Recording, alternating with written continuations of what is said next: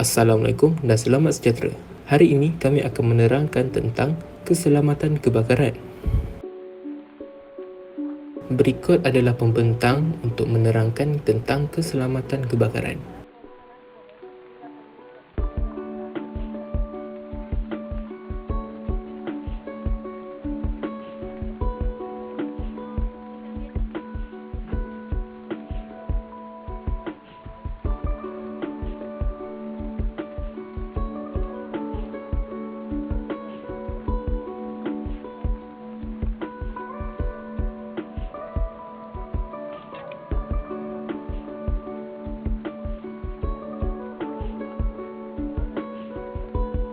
Assalamualaikum dan salam sejahtera. Saya Nur Asila Fazana binti Rida. Jadi pada hari ini saya akan menerangkan serba sedikit pengenalan berkenaan dengan tajuk yang bakal kami bentangkan selepas ini, iaitu keselamatan kebakaran. Pertama-tama, seperti yang kita tahu, isu kebakaran memang tidak asing lagi di merata-rata tempat, terutama sekali di negara kita Malaysia, dan berpandukan artikel berita harian setakat Mac 2021, kami telah mendapati bahawa statistik kebakaran di negara Malaysia agak membimbangkan. Dan setelah kami teliti dan kaji, terdapat banyak faktor yang mendorong ke arah kebakaran tersebut, dan salah satu puncanya ialah disebabkan cuaca panas yang melampau. Hal ini telah menyebabkan jerebu dikesan di beberapa negeri sekaligus menjadi punca indeks pencemaran udara IPU meningkat kepada tidak sihat. Oleh itu, mengambil kira statistik isu kebakaran yang semakin meningkat saban hari, kami telah bersepakat untuk membentangkan tajuk berkenaan dengan keselamatan kebakaran ini agar kami dapat berkongsi serba sedikit pengetahuan dalam bidang keselamatan kebakaran yang telah kami pelajari dalam kursus Jabatan Pertahanan Awam di bawah tajuk Sains Kebakaran serta Alat Pemadam Api. Seterusnya ialah isu projek, dan di sini kita dapat lihat beberapa senarai isu-isu kebakaran yang pernah berlaku di negara kita setakat tahun ini, dan berpandukan kepada senarai tersebut, kita tahu bahawa isu kebakaran di Malaysia tidak putus. Lebih-lebih lagi, melihat kepada tarikh berita berkenaan isu tersebut, tarikhnya cuma beza beberapa hari, dan ini bermaksud statistik kebakaran di negara kita adalah di tahap yang membimbangkan. Tambahan pula, isu kebakaran ini bersangkut paut dengan nyawa seseorang. Oleh hal yang sedemikian, masyarakat perlu tahu dan menguasai ilmu mencegah kebakaran, tidak kira muda ataupun tua. Dan kami yakin dengan adanya pembentangan kami ini, kami dapat meningkatkan kesedaran masyarakat tentang betapa pentingnya ilmu keselamatan kebakaran. Dan itu saja daripada saya. Terima kasih.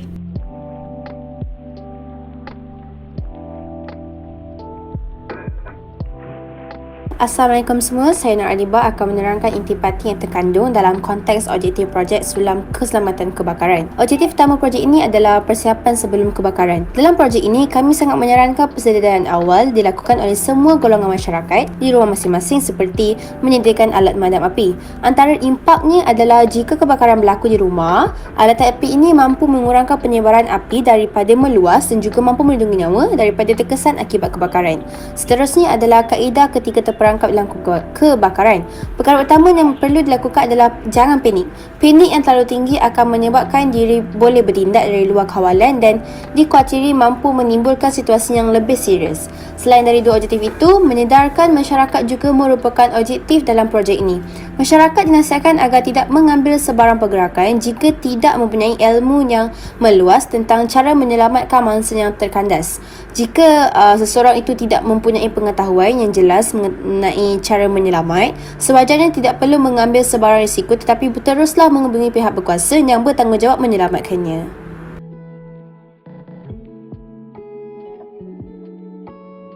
Kita beralih kepada penerangan projek. Projek ini menekankan segala aspek yang melibatkan kebakaran sebagai contoh persediaan, kesedaran dan kaedah yang perlu dipraktikkan.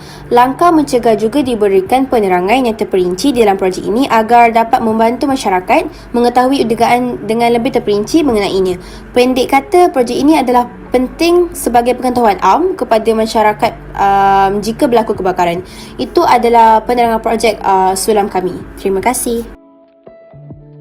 Okey, saya Aisyah Humaira binti Abdul Halim. Saya akan menerangkan langkah mencegah kebakaran. Langkah mencegah kebakaran amatlah penting dalam kehidupan tidak kira kita di rumah ataupun di luar. Oleh itu, kita hendaklah mengambil langkah berjaga-jaga bagi mengelakkan kebakaran boleh berlaku. Pertama sekali ialah menjaga keselamatan di dapur. Contohnya, menjauhi sumber api dengan barangan yang mudah terbakar seperti kain, kertas ataupun plastik bagi mengelakkan berlakunya kebakaran. Seterusnya, jangan meninggalkan api yang menyala dekat dengan barangan-barangan yang mudah terbakar dan simpan alatan seperti pemeti api, mancis dan lilin di tempat yang selamat bagi mengelakkan kebakaran boleh berlaku. Yang kedua ialah gunakan peralatan yang mempunyai cop atau pelekat sirim. Produk yang mempunyai cop atau pelekat sirim adalah produk yang telah dibuat uji kaji bagi memastikan produk itu selamat dan berkualiti bagi mengelakkan risiko atau bahaya yang menyebabkan kepanasan dan boleh menimbulkan kebakaran. Uji kaji yang dijalankan ialah seperti memeriksa kenaikan suhu, kebocoran aliran elektrik, ketinggian voltage atau keadaan yang tidak normal pada sesuatu produk tersebut. Yang ketiga ialah jangan menghisap rokok di tempat larangan. Perkara ini amatlah dititikberatkan oleh masyarakat kerana rokok juga antara faktor penyumbang kepada kebakaran kerana puntung rokok yang masih mempunyai api yang menyala yang dibuang di merata tempat seperti rumput kering, tempat pembuangan sampah akan menyebabkan kebakaran yang berlaku secara tidak sengaja. Dan keempat ialah amalkan matikan switch elektrik apabila selesai menggunakannya. Peralatan elektrik yang terlalu lama dibuka boleh menyebabkan kebakaran melalui percikan elektrik kerana ia terlalu panas. Seterusnya, gunakan pekakas elektrik bagi tujuan yang dinyatakan sahaja dan tutup switch apabila selesai menggunakannya.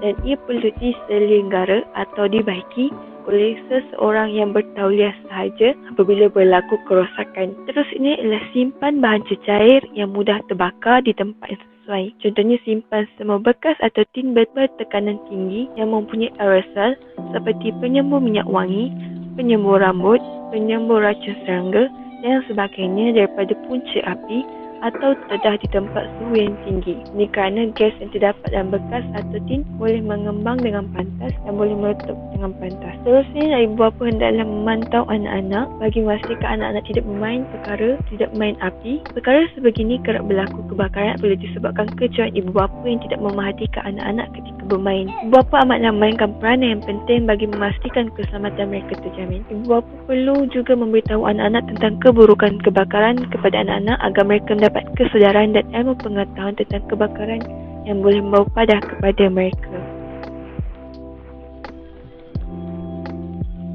Assalamualaikum, nama saya Muhammad Nabi Muhammad Salim. Saya akan menerangkan tentang alatan untuk mencegah kebakaran. Alat untuk mencegah kebakaran merupakan alat yang mampu mengawal dan mencegah api di peringkat awal atau peringkat pertama. Ianya penting kerana mampu membantu menyelamatkan nyawa, harta benda dan sebagainya dengan memadam atau mengawal kebakaran di peringkat pertama yang berlaku. Terdapat pelbagai jenis alatan untuk mencegah kebakaran. Yang pertama, alat pemadam api mudah alih. Alat pemadam api mudah alih ini terdapat pelbagai jenis iaitu jenis air, serbuk kering, buih dan karbon dioksida. Alat ini boleh dikendalikan oleh manusia secara manual dan ia juga dapat bertindak mengawal dan memadam kebakaran secara mengikut kepada kelas api tersebut. Seterusnya, hose reel. Hose reel dipasang di setiap bangunan bagi mencegah api daripada merebak. Hose reel ini akan menyalurkan air terus-menerus ke tempat kebakaran berlaku apabila digunakan. Kebiasaannya, ia dipasang di lobi, tangga, koridor atau mana-mana tempat yang mudah dilihat, diakses dan digunakan. Selain itu, pengesan asap dan pengesan haba.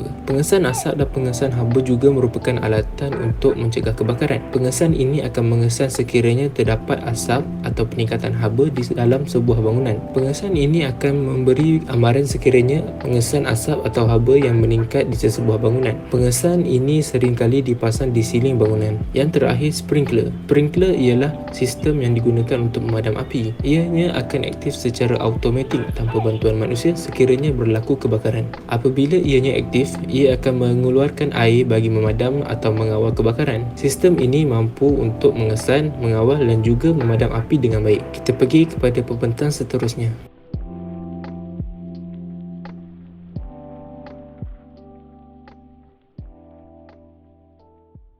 Cara memadam api terdiri daripada 3 cara. Yang pertama, melaparkan. laparkan berfungsi untuk menghalang api kebakaran daripada lebih marak. Caranya, mengalihkan bahan yang sedang terbakar dari kawasan terbakar, mengalihkan barang yang belum terbakar dari kawasan kebakaran, memecahkan atau memusnahkan bahan api yang terbakar supaya mudah untuk dipadam, menyekat sumber bekalan api yang boleh menyebabkan kebakaran. Cara kedua ialah menyejukkan. Teknik menyejukkan adalah dengan menggunakan air dan alat pemadam api bagi menurunkan haba atau suhu sehingga menghalang proses kebakaran daripada berlaku lagi. Yang ketiga, melemaskan. Melemaskan adalah dengan menutup dan menyelimutkan permukaan bahan api bagi menghalang oksigen daripada terus menyemarakkan kebakaran.